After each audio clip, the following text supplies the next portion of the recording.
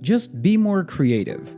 Write more creatively. We need a more creative design. These are things that I hear all the time, and I hear them both internally, and I also hear them from clients. Hey, someone on the team, they weren't creative enough.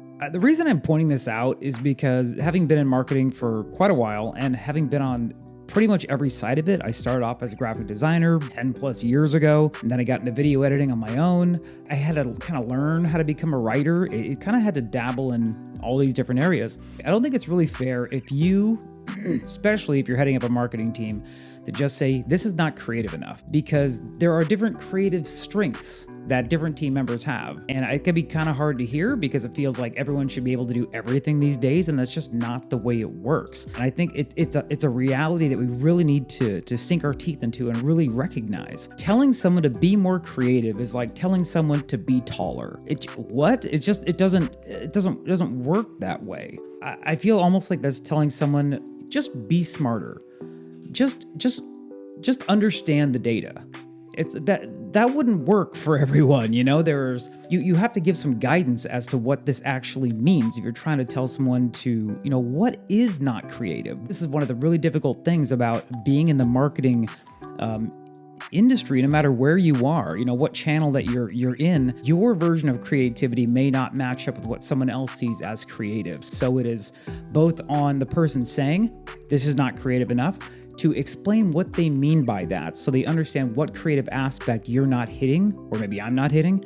And I've been guilty of this too. I have had it in my head, like this is a harsh thing that I have on myself, and it's a bad thing, where I think, hey, if I can do it, someone else can obviously do it better, so just do it better. But what does do it better mean? What does be more creative mean? And also on the client side, if you are someone who is working with an agency or you're working with a marketing team, you need to explain what your perception of creativity is so they know what direction to go. If you have someone who's 22 and they have an idea of what is creative and what's going to stand out online, and if they do B2C, let's say, then someone who's 45 or 50 or 60 or further, and they're trying to do B2B on LinkedIn. It's a different thing as far as what creativity means. First of all, when you think of just the different places to be creative on the marketing side, just specifically, you have design, you have copy, you have messaging, long form versus short form content.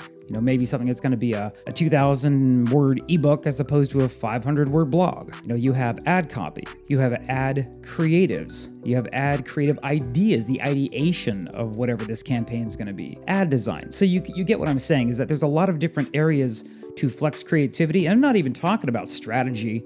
I'm not even talking about data, analytics and all of that stuff. But then you also have your different channels like websites, paid media, email marketing, text, SMS, straight up graphics and video, website UX, social platforms, the context behind the social platforms. Why am I pointing all of this out? And why am I kind of word vomiting all of these different areas of, I'll just say, creativity? I say this because it's used as a catch-all, which I really don't like. I love being creative. I love working on creative. These paintings back here, that's stuff that I work on in my spare time. But just because someone is a great Google Ads, PPC, text writer, they may be fantastic at that. It doesn't mean they're going to automatically be able to pivot and create an eye-catching Facebook ad. It just doesn't work that way. I've had this discussion with other people where they'll say, hey, they write amazing SEO blog content. Just have them jump in and help with the Google Ads team. And I've had to explain, like, it's a different practice. Now, granted, you may have some people they cross over in the creative realm and they can pivot on a dime. It's not common, but it can totally happen. I don't want anyone to take this as an idea of you need to stay in your lane. I think everyone, if you have the inkling to, should be able to flex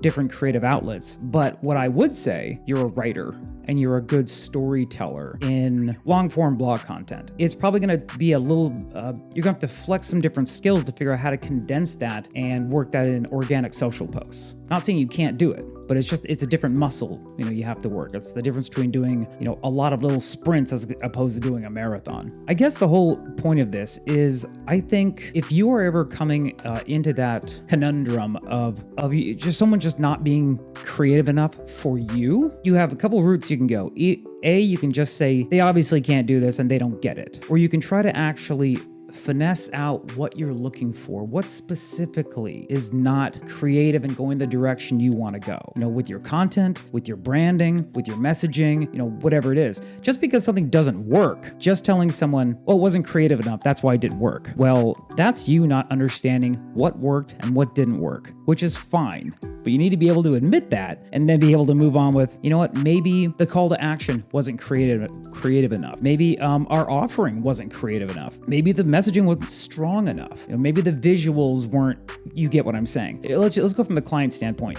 If you're a client, you may get a lot of questions that annoy you, as they'll be like, what's your tone? What's your message? What's your this? What's your audience? What's all of that stuff? And it may seem like, the agency should really know that. The marketing person I'm bringing on, that's what I'm paying them for. They should really know that. But here's the thing. If this is your business, say you've been in it 5 years, you know your audience better than we know your audience. Now, we can do a lot of research. We can try to figure out what's going to work best, from an outside perspective, but your insights are valuable and that's why we need them. So you may have, creative angles and creative boundaries you don't want to step past. This is when I've heard a lot. Well, our competitors are doing this. Okay, that's totally fine. Well, why aren't we doing that?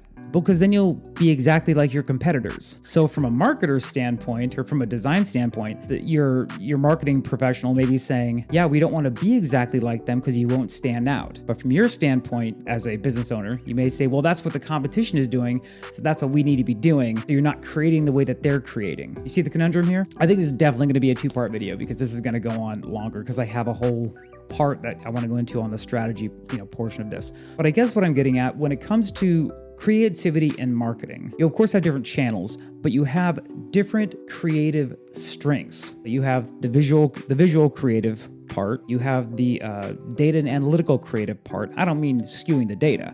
I mean actually being able to look at the big picture of the data and go, this is maybe where we should, pivot your strategy and pivot your ad spend and pivot XYZ. Like they can look at the data in a different way. I see that as creatively looking at the data because you're trying to see what problems you're trying to solve at the end of the day. You then have the storytelling creative part. This may be taking something that's very dry and making it into something that's comprehensible for your different audience. Audience says, let's say you would have a product that could just apply to 2 or 3 different audiences. Well, the demographics and geographics of one audience is maybe not going to resonate with another. So you want to make sure that you can have someone who knows how to finesse messaging to speak to those different audiences. That's a different skill set. So I'm just going to call that messaging and copy. Okay, that was storytelling. Whew. Then you have messaging and copy. This would be where you're just simply like, okay, how do I package these specific ideas into if it's an ad, a short, nice little blip that can be easily understood, that's going to resonate with people, hook them, want to bring them in or bring them back for more. And then messaging could be say, hey, we want to take the same ideas of our new product, but make sure that,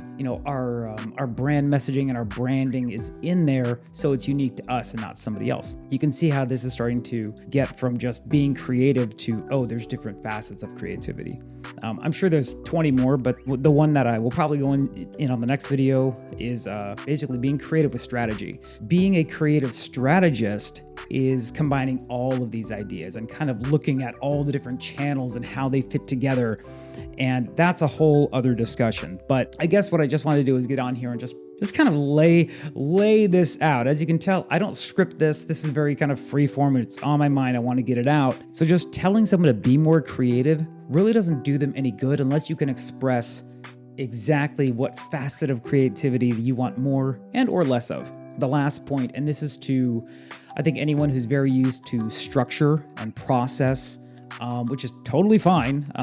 Sometimes these are more analytical people or just very fast, let's find a solution kind of people. I do not believe that you can put creativity is not a process you can put into a checklist. There isn't a checklist for creativity. There are actions you can take. There are practices you can do to maybe flex other creative, to figure out how to be more creative. But just telling your team, internal or external, just be more creative.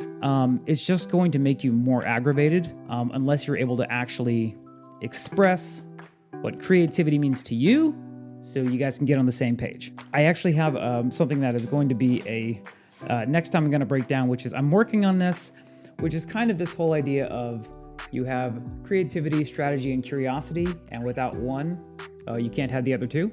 I'll get into that in a later video. Anywho, Hope you have a wonderful evening. More to come. I'm excited to get back into this. I've been out for about a week, but I hope you have a wonderful day. And I would love to hear your thoughts on this discussion, because I do consider this a discussion.